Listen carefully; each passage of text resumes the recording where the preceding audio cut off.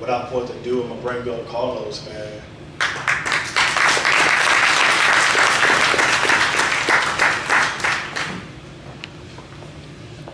Good evening. Good evening. First off, I want to thank God for this opportunity. Without God, I wouldn't be here today. Amen. I want to thank my brother Jared for this opportunity. It's crazy, we're really from the same place, but I never met him until like 2 years ago. And I remember sitting down with him. We had like an hour and a half, 2 hour long interview. Like we just been knowing each other for years. But it takes a special type of person like Jared. I remember he told me 2 years ago he was going to work on a conference. And I told him, man, just go for it. So we stayed in touch. About a year later, Jared reached out to me again and said, hey man, I want you to be the host of my conference. And I said I would be honored to. So Jared, I want to thank you. I want to thank everybody for coming out to his event. But can I let y'all in on a little secret before we get this thing really rolling? So the truth is, I can't tell you how to make $1 million. I can't tell you how to have the house on the hill. I can't tell you how to get your dream car. But what I'm about to tell you, if you don't have this, none of that stuff even matters.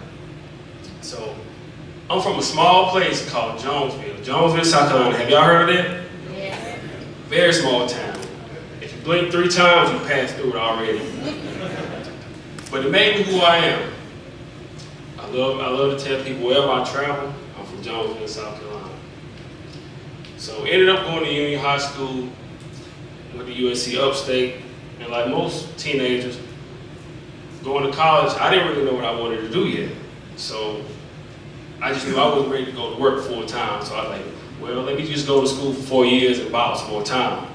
And I did what most teenagers do, young adults do when you go to college, you party. Still managed to get my work done, but I did a lot of partying. So my senior year came along, and still wasn't quite sure what I wanted to do. But I met Coach D. Collins, he gave me my opportunity in sports broadcasting. So I'm 22 years old, covering high school football, traveling to Charlotte, covering the Hornets, covering the Panthers. So in my mind, I'm sitting in front of the greatest athletes in the world. So to me, that meant once I graduate, I should be able to get a job at ESPN or Fox Sports, since I have this experience sitting in front of the greatest athletes in the world. I graduate from college, and the real world hits. Bills start coming in, have children, gotta provide for children. So I pick up an extra job, working 2 jobs. And I fell into the cycle. Felt like I became a robot. Just get up, go to work, and do the same thing over and over. So it finally hit me one night when I was at work, working 13 hours. Something hit me and said, I gotta get up and do the same thing over again. And I was like, is this really what life is supposed to be like? Is it more to life? And if you ever had that thought in your mind, is it more to life, you already have the answer. So eventually, I started doing my own thing. I grabbed a laptop, sat in my dad's backyard in the storage building, and I just started recording myself as a broadcaster. I just envisioned myself, speaking to people all over the world. Didn't like the way I sounded, but something just told me to keep going. So eventually, once the podcast started rolling, about my 4th or 5th episode, I met this guy y'all might have heard of him. His name is Ben Hall. And after I met Ben, my whole life just changed. He was one of the first guys, when I ever met him, growing up, people ask you, what do you want to be like? What do you want to be like? And what kind of job you want to have? But when I met Ben, I guess the way that he spoke to me just changed my perception of how I looked at life. Because I gave him a call, and he said, so what are your goals? Like, what do you want to become in life? And it was kind of like the first time somebody made me think, like, what do I want to become? So set up an interview, and I go sit at his house. And this is all about faith and, God moving people, places in your favor. Sit down for an interview, and this is before he even knew me well, I knew him well, anything. Sat down for an hour and a half, 2 hours, and just built a brotherhood. About 5.5, 6 months later, Ben opened up his own storefront. If you ever listen to that episode, it's called One Man, One Stove, and it just changed my life. before we knew each other well, before he had a storefront, we were sitting in his home where he was baking cakes constantly over and over. But he had this belief, this faith that he could do anything. And I want to tell everybody, I hate to do this to you, Ben, but one of the things that I saw in his house, I saw books everywhere. Notepads, sticky notes all over the house with affirmations. I believe, I can do it.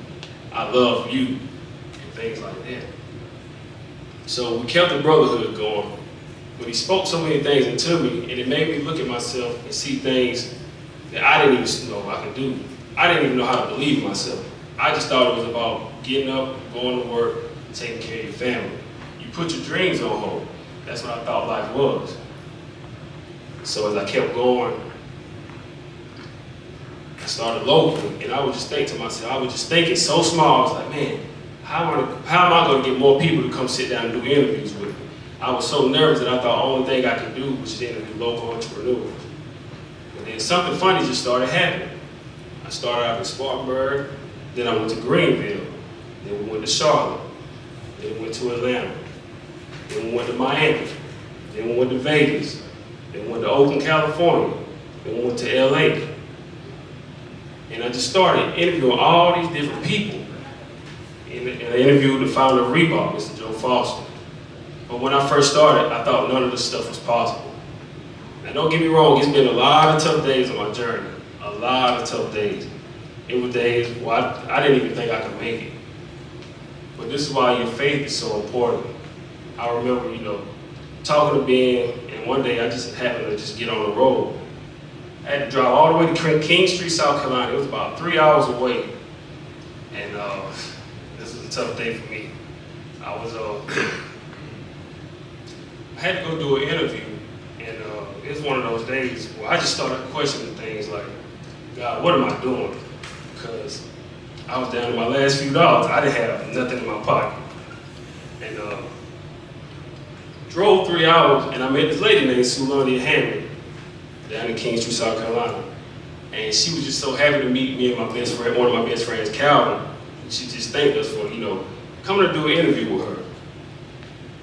And but on the way down there, I had to pay one of my bills. So after I paid my bill, I probably had about $30, $40 left in my pocket. And you know how it is, right before those last 2 days before payday, how you try to make your money stretch. Those last couple of days. So I paid that bill, had gas in my tank, but in my mind I was like, man, I didn't tell my partner. I was like, man, I'm down to my last few dollars. I don't know how we're gonna get back home. So we shot this interview, and she was just so thankful, and she was so kind to us. And on the way home, she sent me a text message, and I shared the story before. She sent me a text message. She said, hey, I love what you're doing. I wanted to just take care of you guys and feed you. So she said, send me your cash out. So this lady, I sent her my cash out, not knowing what she was going to send or anything. So she sent some money. And the message that she sent to me in that moment, in that cash out, it said, I believe in you. So this lady, she didn't even know anything about me. She sent me $100. I split the money with my best friend, and we found a way to get back home. And it's all about faith, trust and faith in God. This is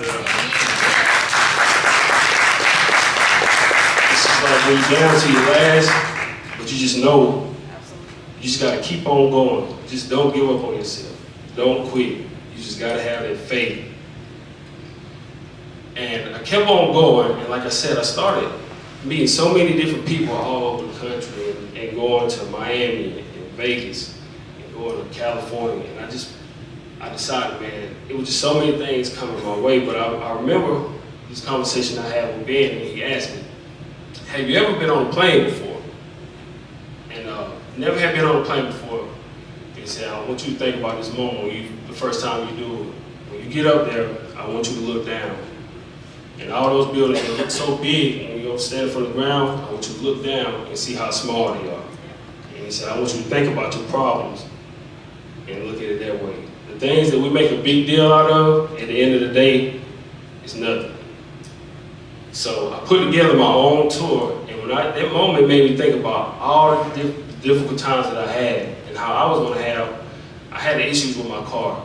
And I was gonna let a car stop me from living out my dream, stop me from traveling the world, interviewing people all over the world.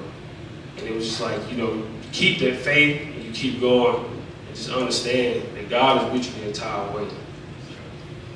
So I always thank God, I thank Ben, I thank God for placing all these people in my life. But just understand that your journey is gonna be tough. It's gonna be days where you question things, but you have to keep on going. So keep the faith, believe in yourself, write down your visions. Everything that I've ever written down, I have a board in my room right now. All the places that I wrote that I wanted to travel to, I accomplished this year. Everything. But you have to believe in yourself. And when you write your goals down, stay consistent. Keep looking at it. Visualize where you want to be in life. Visualize what you want out of life. But you have to work towards those goals once you write them down. Because if you just write it down with no effort, no work, it's just a wish list. It's like a child on Christmas. Right now, what they want is just a wish list. So have faith, believe in yourself, and just continue to have that effort. So I just want to let you guys know that. So whatever you want out of life, it is attainable. Just keep going. Never give up on yourself. And like I said, I can't tell you how to make that million or the car you want, the dream car, that house on the hill. But if you just do those things, I promise you, things that you want out of life, you'll get them.